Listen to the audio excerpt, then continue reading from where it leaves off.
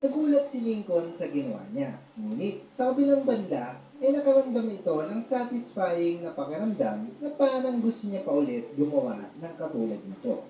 Tumutok ang kamera sa mukha ni Lincoln. Sabay kanyang sinabi, I never felt so much alive, and I know just what to do. At dito magiging creepy ang storya. Sa linya na yon, ating masasabi na may masamang balak si Lincoln. Baka sa mukha niya na parang nababaliw na ito at takaw na takaw makapanakit ng iba.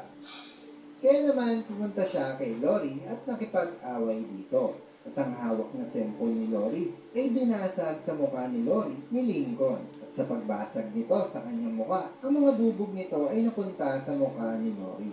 Pagkatapos niya kay Lori ay pumunta naman siya kay Lynn. At si Lynn ay challenge si Lincoln.